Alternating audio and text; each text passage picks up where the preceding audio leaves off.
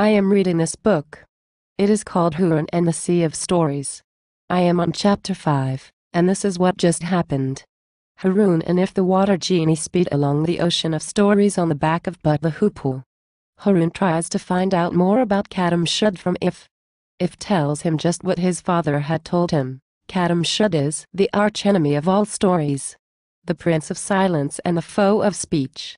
He adds that most of what is known about Kadam Shud is gossip and flim-flam, because it's been generations since any of us went across the twilight strip into the perpetual night. Because of Kahani's rotation, a process generated by guppy eggheads, the land of Gup is always in endless sunshine. In Chup, where Kadam Shud resides, it is always the middle of the night. The twilight strip and the invisible Jaturji's wall divide the two. They enter busy Gup City. If finds out that all units have been ordered back to base, but he did not get the message. I am reading that book too. It is rockin'. I am at the part when a strange-looking weed comes speeding along beside their boat. But tells Haroun that it is a floating gardener, and the weed transforms itself into the likeness of a person right before Haroun's eyes. It runs across the surface of the water showing no signs of sinking. Mali, the floating gardener, untwists the stories in the water. If explains that as the stories grow longer, they also become twisted and braided. Mali tells Haroun that the pollution in the ocean has become very bad. Certain popular romances have become just long lists of shopping expeditions. Children's stories also. For instance, there's an outbreak of talking helicopter anecdotes. It is awesome. What a great non-confusing book.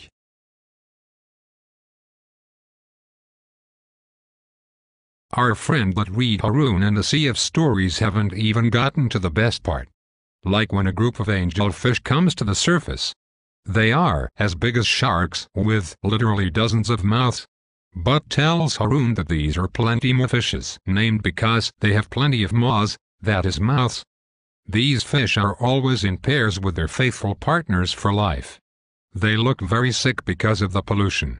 The fish swallow the stories in the sea and then miracles occur in their innards. A little bit of one story joins onto an idea from another. When they spew the stories out they are not old tales but new ones. If tells Haroun, no story comes from nowhere. New stories are born from old. It is the new combinations that make them new. The pollution is especially bad in the old zone, a place known as the source of stories, near the moon's south pole. Everyone in Gup City goes to the lagoon, a beautiful expanse of multicolored waters. Oh yes, then this happens. Everyone in Gup City goes to the lagoon, a beautiful expanse of multicolored waters. There are gigantic buildings all around, including the P2C2E house. If and Haroun walk to the pleasure garden where there are large numbers of dressed and rectangular garments covered in writing. These are the pages of Gup, the city's army. They are organized into chapters and volumes which is headed by a title page. The entire library or army is headed by General Katab, who stands on a balcony on the palace of Gup. Next to him is the speaker of the chatterbox and King Chaturji, a frail-looking old man. Next to them are two other gentlemen. One is an agitated young man, Prince Bolo, the fiancé of King Chaturji's only child, his daughter the Princess Bachit, and a man with a bald head and a disappointingly insignificant mustache that looked like a piece of a dead mouse.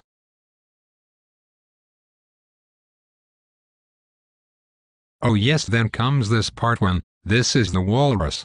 All the people around him hear Haroun ask about the man. They all have bald heads and wear white lab coats. They are the eggheads. They tell Haroun that the man is called the walrus because of his thick, luxuriant walrus mustache. Haroun thinks, I suppose if you're as hairless as these eggheads. Even that pathetic dead mouse on the walrus's upper lip looks like the greatest thing you've ever seen. Prince Bolo speaks to the crowd. Princess Bachit is missing. The people of Chup have kidnapped her. The speaker says that messages have been sent to Chup, but now a time of war has come. The walrus tells the crowd that the ocean and Bachit are in grave danger. If asks for his disconnector since the walrus will have no time to see Haroun now. Haroun refuses and If hands him a bar of chocolate. The people of Kahani have to get any tasty and wicked luxury foods from Earth.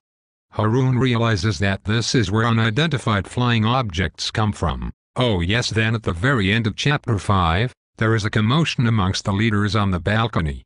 A spy has been caught in the twilight area. The spy is brought forth before the crowd. He is wearing a blue nightgown and a hood.